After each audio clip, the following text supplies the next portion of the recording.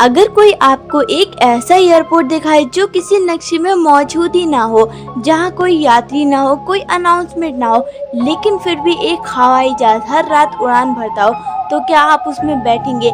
आज की कहानी है एक ऐसी दादी की जिनका सपना था जिंदगी में सिर्फ एक बार हवाई जहाज में बैठना, लेकिन उन्हें नहीं पता कि उनका पहला सफर जिंदगी का सबसे डरावना सफर बन जाएगा। हेलो किटीज, आज मैं आपके लिए एक और डरावनी कहानी लेके आ चुकी हूँ। ये कहानी सुनने के बाद आपको भी एरोप्लेन में बैठने में डर लगेगा। दोस्तों, अगर आप भी एरोप्लेन में बैठे हो तो वीडियो को लाइक कर देना, और अगर नहीं बैठे हो तो चैनल को सब्सक्राइब कर देना। दोस्तों, जल्दी जल्दी जाके चैनल को सब्सक्राइब कर दो। तो चलिए हमारी डरावनी कहानी शुरू करते हैं। गांव में एक बूढ़ी महिला रहती थी। सब उन्हें प्यार से शांति दादी कहते थे। उनकी उम्र लगभग 72 साल थी। पति का कई साल पहले निधन हो चुका था। कोई बेटा बेटी उनके साथ नहीं रहता था। दादी अपने छोटे से घर में अकेली रहती थी। उनका गुजारा सिलाई करके होता था। सुबह से रात तक मशीन चलाती रहती थी, कपड़े सिलती, धीरे धीरे पैसे बच जाती और हर बार पैसे एक पुराने लोहे के डिब्बे में रख देती। जब भी कोई हवाई जहाज उनके छत के ऊपर से उड़ता तो वह मुस्कुराकर हवाई जहाज को देखने जाती और सबसे कहती, एक दिन मैं भी हवाई जहाज में बैठूंगी। गांव वाले हंस देते, अरे दादी अब इस उम्र में क्या जहाज में बैठेंगी? लेकिन दादी सिर्फ मुस्कुरा देती। उन्होंने किसी की बात पर ध्यान ही नहीं दिया। सालों तक उन्होंने पैसे जोड़े, ना कोई नई साड़ी खरीदी, ना अपने लिए कुछ लिया, बस एक सपना, एक बार हवाई जहाज में बैठना। आखिर एक दिन उन्होंने पैसे गिने। इतने हो चुके थे कि टिकट खरीदा जा सके। दादी की खुशी का ठिकाना नहीं था। उन्होंने सबसे अच्छे कपड़े पहने, एक छोटा सा बैग तैयार किया और पहली बार अकेले शहर के लिए निकल पड़ी। बस में बैठकर कई घंटों का सफर तय करके आखिरकार वह शहर पहुंच गई। लेकिन उन्हें एयरपोर्ट के बारे में कुछ भी नहीं पता था। ना टिकट कैसे दिखाते, ना कौन सा गेट होता है, ना कहाँ जाना होता है। वो लोगों से पूछती रही, लेकिन सब जल्दी में थे। कोई ठीक से जवाब नहीं दे रहा था। धीरे धीरे शाम होने लगी और दादी को कोई ऑटो भी नहीं मिल रहा था। बारिश भी शुरू हो गई। दादी घबरा गई। उन्हें लगा शायद आज उनका सपना पूरा नहीं होगा।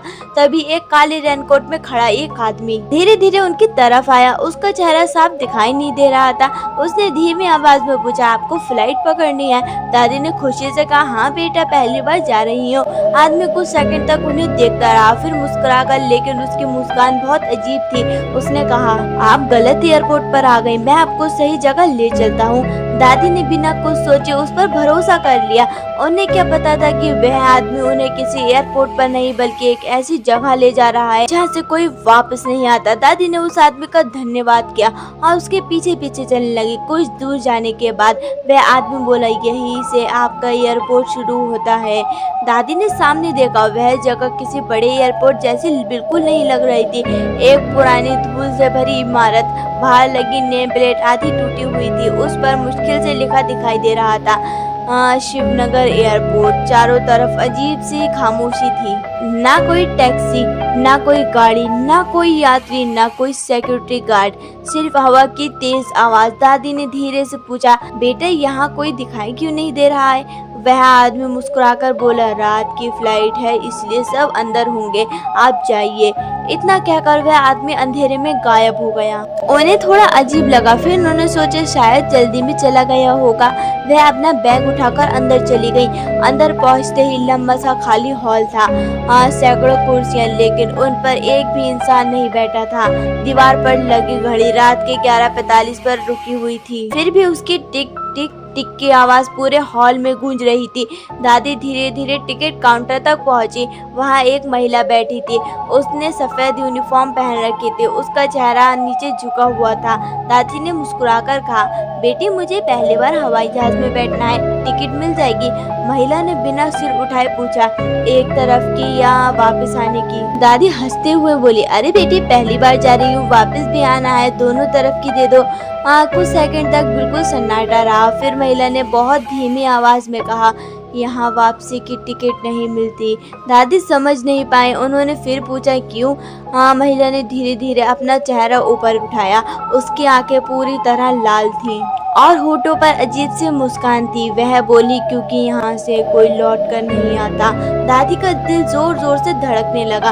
उन्होंने घबराकर पीछे कदम रखा। अचानक पूरे हॉल की लाइटें एक साथ बुझ गईं। कुछ सेकंड बाद लाल रंग की इमरजेंसी लाइट जल उठी। पूरे एयरपोर्ट का रंग लाल हो गया। उसी समय स्पीकर में खरखराती हुई आवाज आई, फ्लाइट नंबर 113 अंतिम उड़ान बोर्डिंग शुरू। दादी ने चारों तरफ देखा लेकिन अभी भी वहाँ एक भी यात्री नहीं था। फिर धीरे धीरे हॉल के सबसे अंधेरे कोने से सफेद कपड़े पहने कुछ लोग बाहर आने लगे। उनके हाथों में पुराने सूटकेस थे। वे बिना कुछ बोले एक ही दिशा में चल रहे थे और उनकी परछाई जमीन पर पड़ ही नहीं रही थी। दादी को पहली बार एहसास हुआ कि जिनके साथ वे इस एयरपोर्ट पर खड़ी हैं वे इंसान नहीं है। दादी डरते डरते उन सफेद कपड़े पहने यात्रियों के पीछे चलने लगी। वे सब बिना कुछ बोले एक लंबे गलियारे की ओर जा रहे थे। पूरे गलियारे में अजीब ठंडी हवा चल रही थी। छत की लाइटें बार बार जल रही थी और बुझ रही थी। दीवारों पर पुराने कैलेंडर लगे थे जिनकी तारीख 35 साल पुरानी थी। दादी ने सोचा इतने पुराने पोस्टर अभी तक क्यों लगे हैं, लेकिन वहाँ पूछने वाला कोई नहीं था। कुछ देर बाद वे सभी एक बड़े लोहे के दरवाजे के सामने पहुँच गए। दरवाजे पर लिखा था बोर्डिंग गेट 13। जैसे ही दरवाजा अपने आप खुला दादी की नजर सामने खड़े हवाई जहाज पर पड़ी। वह बिल्कुल नया नहीं था। उसका सफेद रंग काला पड़ चुका था, कांच टूटे हुए थे। जहाज के पूरे शरीर पर जंग लगी हुई थी। इंजन से काला धुआं निकल रहा था, फिर भी वह चालू था। दादी के मन में डर बैठ गया। उन्होंने पास खड़े एक कर्मचारी से पूछा, बेटा यह जहाज इतना पुराना क्यों है? लेकिन वह कर्मचारी बिना जवाब दिए धीरे धीरे आगे बढ़ गया। दादी ने तभी देखा उसके पैर जमीन को छू ही नहीं रहे थे। वह हवा में तैरते हुए चल रहा था। दादी का गला सूख गया। फिर भी उन्होंने सोचा शायद डर की वजह से उन्हें ऐसा दिखाई दे रहा है। सभी यात्री एक एक करके जहाज में बैठने लगे। दादी भी कांपते हुए अंदर चली गई। अंदर का नज़ारा और भी अजीब था। हर सीट पर धूल जमी हुई थी। सीट बेल्ट फटी हुई थी। खिड़कियों पर मकड़ी के जाले लगे थे। पूरा जहाज ऐसा लग रहा था जैसे कई दशकों से किसी ने उसे छुआ तक ना हो। फिर भी सभी यात्री बिल्कुल चुपचाप बैठे थे। किसी की सांस की आवाज तक नहीं आ रही थी। एक सीट थी उसका जो साइड में शीशा था वह बिल्कुल सही था, तो दादी उसी सीट पे जाके बैठ गई। एक छोटी बच्ची अकेली बैठी थी। उसने धीरे से दादी की तरफ देखा और फुसफुसाई, दादी खिड़की से बाहर मत देखना। दादी कुछ पूछ पाती उससे पहले बच्ची ने अपना चेहरा नीचे कर लिया। उसी समय जहाज का दरवाजा अपने आप बंद हो गया। धड़ाम, पूरा जहाज जोर से हिलने लगा। स्पीकर में आवाज आई, फ्लाइट नंबर 131 अंतिम उड़ान भरने के लिए तैयार है। लेकिन पायलट की केबिन का दरवाजा आधा खुला हुआ था। दादी ने अनजाने में अंदर झांका और उनका शरीर कांप उठा। पायलट की कुर्सी पर बैठा आदमी इंसान नहीं था। उसका चेहरा आधा जला हुआ था और उसकी आंखों की जगह सिर्फ काला अंधेरा दिखाई दे रहा था। उसने धीरे धीरे अपना सिर घुमाया और सीधी दादी की तरफ देखने लगा और उसी पल जहाज बिना रनवे पर दौड़े धीरे धीरे जमीन से ऊपर उठने लगा। दादी ने डर के मारे आंखें बंद कर ली, लेकिन तभी उन्हें अपने कान के बिल्कुल पास किसी की ठंडी फुसफुसाहट सुनाई दी, अब कोई वापस नहीं जाएगा। जहाज धीरे धीरे बादलों के ऊपर पहुंच चुका था, लेकिन खिड़की के बाहर ना तारे दिखाई दे रहे थे ना नीचे शहर की रोशनी, सिर्फ काला अंधेरा। ऐसा अंधेरा जिसे देखकर दादी के रोंगटे खड़े हो गए। अचानक पूरा जहाज जोर से हिलने लगा। ऊपर लगी लाइटें एक एक करके बुझने लगी। फिर भी जहाज में बैठे सभी यात्री अभी भी बिल्कुल चुप बैठे थे। तभी एक एक करके सबने अपना सिर दादी की तरफ घुमा लिया। उनकी आंखें पूरी तरह लाल थी, चेहरे पर अजीब सी मुस्कान थी। दादी बहुत डर गई। उसी समय वही छोटी सी बच्ची अपनी सीट से उठी और दादी के पास आकर बोली, दादी नीचे मत देखना। लेकिन दादी खुद को रोक नहीं पाई। उन्होंने खिड़की से बाहर देखा और उनके हाथ कांपने लगे। जहाज आसमान में नहीं उड़ रहा था, बल्कि हजारों टूटी हुई इमारतों, जले हुए पेड़ों और धुएं से भरी एक अजीब दुनिया के ऊपर उड़ रहा था। नीचे सैकड़ों लोग हाथ उठाकर जहाज की ओर देख रहे थे। उनके चेहरे दिखाई नहीं दे रहे थे, लेकिन वह सब एक साथ चिल्ला रहे थे, हमें भी साथ ले चलो। दादी घबराकर पीछे हट गई। उसी समय पायलट के केबिन का दरवाजा अपने आप पूरा खुल गया। जला हुआ पायलट बाहर आया। उसके हाथ में एक पुरानी यात्रियों की सूची थी। वह धीरे धीरे हर सीट के पास जाकर नाम देख रहा था।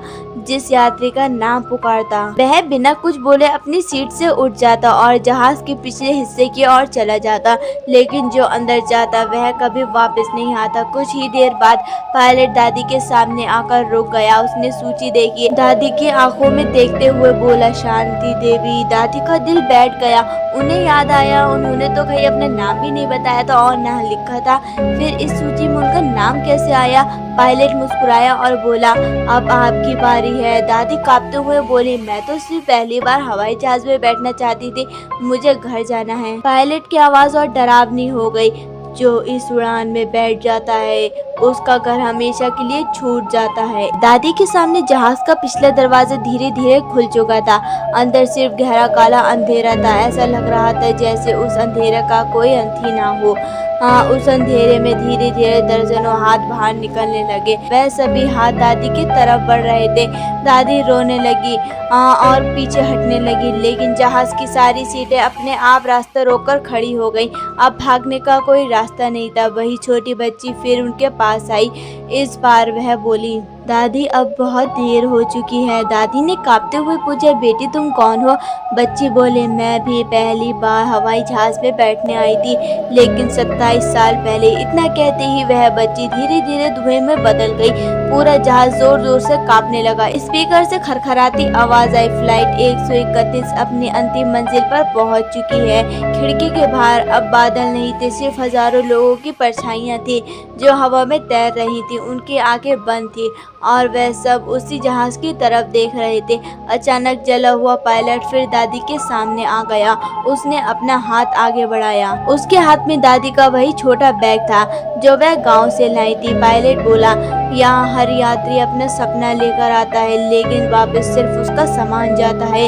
इतना कहते ही सारे साए एक साथ दादी की तरफ बढ़े। पूरे जहाज में उनकी चीख गूंज उठी और अगले ही पल सब कुछ शांत हो गया। 3 दिन बाद दादी के गांव में सुबह सुबह एक पुरानी सफेद वैन आकर रुकी। उसमें से 2 अनजान लोग उतरे। उन्होंने बिना कुछ कहे दादी का छोटा बैग और उनका टिकट घर के दरवाजे पर रख दिया। गांव वालों ने पूछा, दादी कहाँ है? दोनों आदमियों ने एक दूसरे की तरफ देखा और सिर्फ इतना कहा, यात्री वापस नहीं आई। इतना कहकर वह तुरंत वहां से चले गए। गांव वालों ने पुलिस में शिकायत की। पूरे शहर में तलाशी हुई, एयरपोर्ट पर पूछताछ हुई, लेकिन जिस फ्लाइट का टिकट दादी के पास था उस नंबर की कोई फ्लाइट रिकॉर्ड में थी ही नहीं। और सबसे हैरान करने वाली बात, जिस एयरपोर्ट का नाम दादी ने टिकट पर लिखा था वैसा कोई एयरपोर्ट उस राज्य में कभी बना ही नहीं था। सबको लगा शायद दादी रास्ता भटक गई होंगी। मामला धीरे धीरे बंद हो गया। दोस्तों, अगर उस रात शांति दादी उस रास्ते में एयरपोर्ट पर नहीं जाती तो शायद आज भी वह अपने गांव में सिलाई कर रही होती। लेकिन कहते हैं आज भी बरसात की अंधेरी रातों में कुछ लोग दावा करते हैं कि शहर से बाहर एक सुनसान सड़क पर एक पुराना एयरपोर्ट अचानक दिखाई देता है। वहाँ एक टूटा हुआ बोर्ड टिमटिमाता रहता है, फ्लाइट 131 बोर्डिंग ओपन। और अगर कोई उस एयरपोर्ट के अंदर चला जाए तो उसे एक बूढ़ी औरत दिखाई देती है जिसकी गोद में पुराना सिलाई का बैग होता है।